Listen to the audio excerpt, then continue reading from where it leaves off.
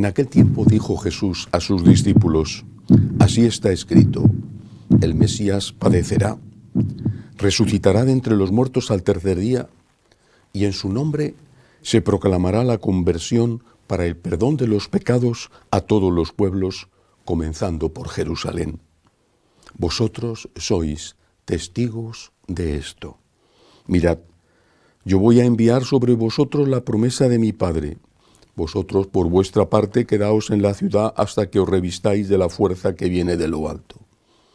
Y los sacó hasta cerca de Betania, y levantando sus manos, los bendijo. Y mientras los bendecía, se separó de ellos y fue llevado hasta el cielo. Ellos se postraron ante él y se volvieron a Jerusalén con gran alegría, y estaban siempre en el templo bendiciendo a Dios. Palabra del Señor. Gloria a ti, Señor Jesús. Hoy celebramos la solemnidad de la ascensión del Señor a los cielos. Bueno, es un día para meditar sobre qué estamos haciendo como católicos. Cuando Jesús terminó su periplo en la tierra, hasta que llegue con su segunda venida, Él nos ha dejado aquí acompañándonos con la Eucaristía, por ejemplo. Cuando Jesús termina y tiene lugar este acontecimiento de la ascensión, les dice a los apóstoles que están allí boquiabiertos, les dice solo una cosa: evangelizad. No les dice: poned panaderías, abrid hospitales. Y no porque no sea bueno saciar el hambre del mundo, no porque no sea bueno curar enfermedades. Eso son consecuencias. Les dice: evangelizad. Exactamente les dice esto. Después de anunciarles, de recordarles lo que había ocurrido, muerte y resurrección, le dice: en su nombre, en el nombre de Jesús, se proclamará la conversión para el perdón de los pecados a todos los pueblos. Evangelizad, proclamad la conversión para el perdón de los pecados.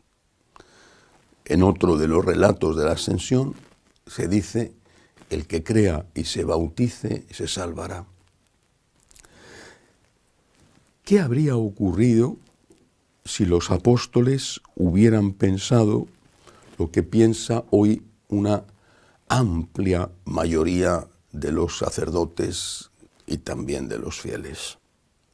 ¿Qué habría ocurrido si los apóstoles hubieran pensado: ¿para qué vamos a predicar la conversión si todo el mundo se va a salvar? ¿Para qué vamos a ir a las otras ciudades de Israel? O luego con San Pablo, ¿para qué vamos a ir a las tierras de los paganos? Incluso más recientemente, si después de la llegada de los españoles a América y también más tarde de los portugueses, si hubieran pensado: esta gente tiene aquí sus dioses, cada sitio tenía los suyos, era gente creyente, no eran ateos. Lo mismo que no eran ateos los que vivían en Corinto o los que vivían en Roma, en Éfeso. Esta gente tiene sus dioses. ¿Para qué vamos a evangelizar? ¿Estamos aquí para comerciar con ellos o para someterles como esclavos? ¿Pero para qué vamos a evangelizar? Dejémosles que sigan sus dioses. Si de toda la forma se salva todo el mundo.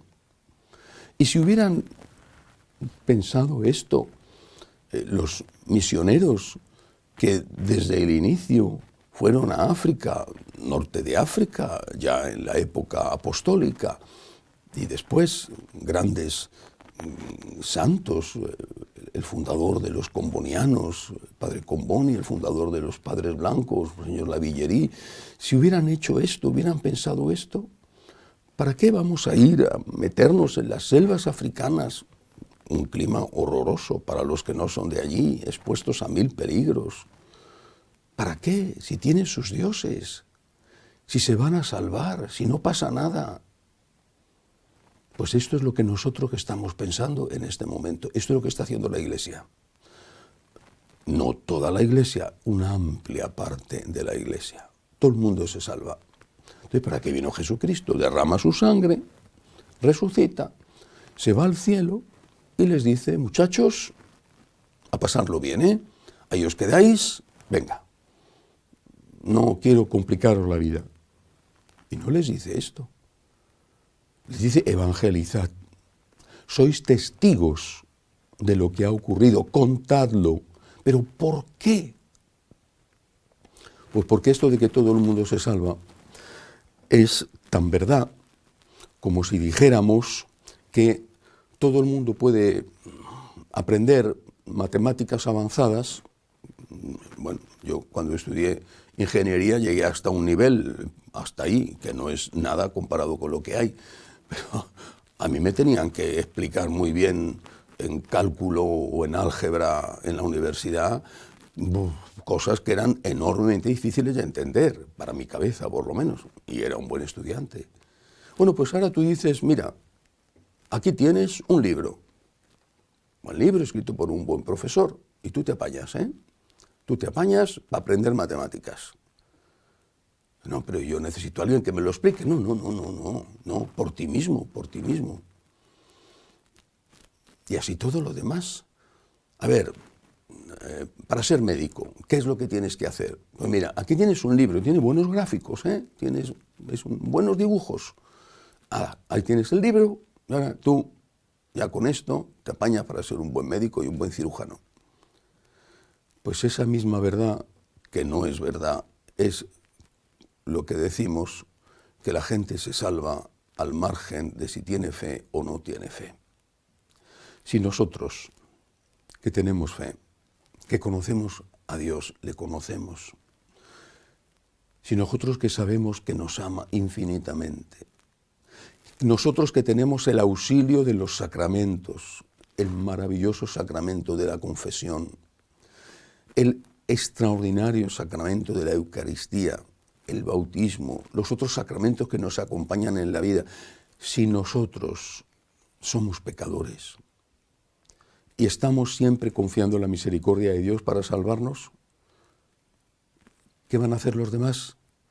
Que no han oído hablar de Cristo, que no tienen los sacramentos. ¿Qué van a hacer ellos para salvarse?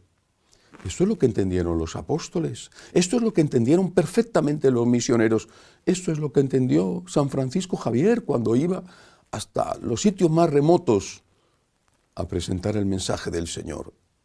Y si no, que alguien haga el favor de leerse las cartas que escribía desde aquellas zonas remotas que se llamaban entonces la Cochinchina, hoy sería Vietnam, Camboya, Ceilán, las cartas que le escribía San Francisco Javier a San Ignacio. Eso de que todo el mundo se salva, pues dependerá de la misericordia de Dios. Es Dios el que salva. Yo no voy a ponerme a decir cosas que no sé. Pero eso de que todo el mundo se salva a mí me parece muy semejante a eso de que todo el mundo puede aprender matemáticas sin un buen profesor que se las explique. Es con buenos profesores y aprender matemáticas resulta enormemente complicado.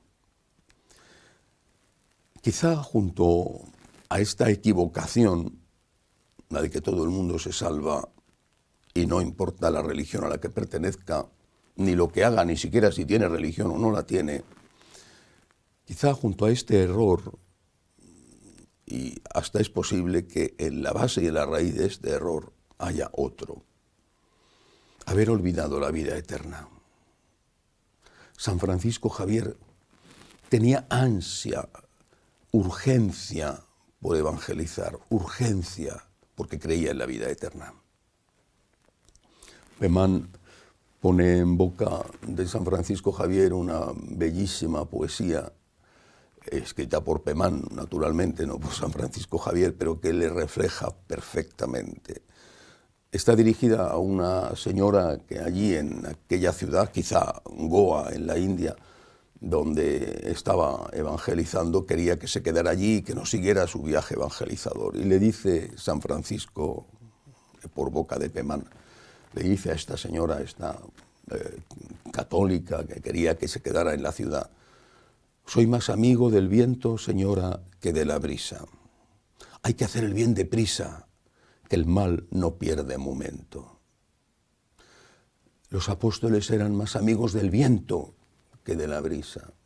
Hacían el bien deprisa. Ahí está San Pablo, ahí está San Francisco Javier, ahí está el Padre Comboni, ahí están los misioneros. Estaban convencidos de que había vida eterna y de que el que no conocía al Señor corría mucho, mucho más riesgo de no ganar el cielo. El que no conocía al Señor era mucho más fácil para él ir al infierno. Pero ¿cómo va a ser igual adorar al Dios que nos ha mostrado Jesucristo que adorar a un tótem del cual se tiene pánico?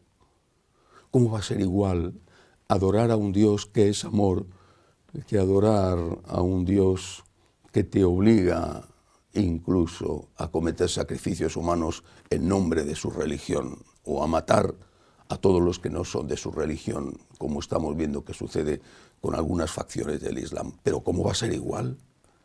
El Señor lo dice claramente: hay que predicar la conversión, hay que predicar la conversión, hay que predicar la fe, hay que arrepentirse de los pecados, y así, por la misericordia de Dios, nos salvaremos. Pero si no nos convertimos, y si no nos bautizamos, y si no estamos con Dios, no sé lo que hará el Señor en el último instante de la vida de cada ser humano, porque Dios es Dios. Pero a mí me parece que es jugar a la lotería con menos posibilidades aún que te toque el premio gordo jugando a la lotería aquí en la tierra. Nos tiene que urgir. Tenemos que estar verdaderamente preocupados por transmitir la fe, no solo por lo que la fe implica para esta vida. Es que no es igual vivir con Cristo que vivir sin Él, no es igual comulgar que no comulgar, no es igual confesarse que no confesarse, no es igual tener a María como madre que tener a la Pachamama. Es que no tienen nada que ver. Pero es que además de esta vida está el cielo, está la vida eterna, existe la vida eterna.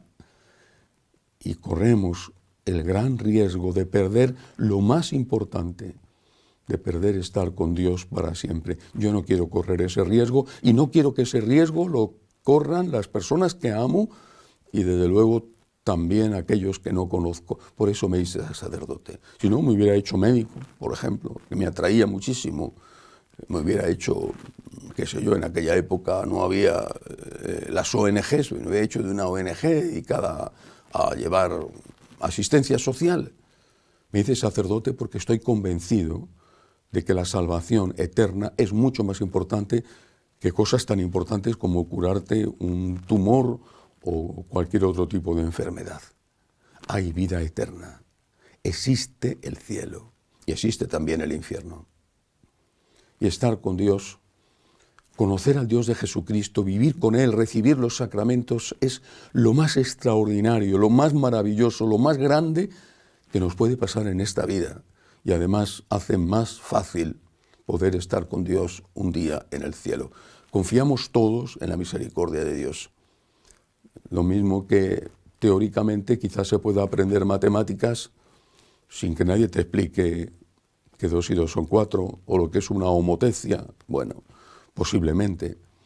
No digo que no, habrá mentes brillantes, pero la mayor parte de nosotros hemos tenido que aprender desde pequeños cuáles son las tablas de multiplicar y la diferencia que hay entre un quebrado o una hipotenusa. Tenemos que evangelizar. Y tenemos que evangelizar por amor a Dios y por amor al prójimo. Es urgente evangelizar. Y esas tonterías de que evangelizar es hacer proselitismo, es eso, una tontería. Proselitismo, que está muy mal y que no hay que hacerlo, es comprar. Proselitismo es amenazar. Si te haces católico, yo te doy esto. Y si no te haces católico, yo te amenazo con esto. Eso es proselitismo. Los apóstoles no hicieron proselitismo. Y si no hubiera sido por los apóstoles que se jugaron la vida y todos los demás, y todos y cada uno de los misioneros, hoy no seríamos católicos. Ni aquí, ni en África, ni en Latinoamérica, ni en ningún sitio del mundo. Evangelizar es lo mejor que podemos hacer por cada persona y por el conjunto de la humanidad. Que así sea.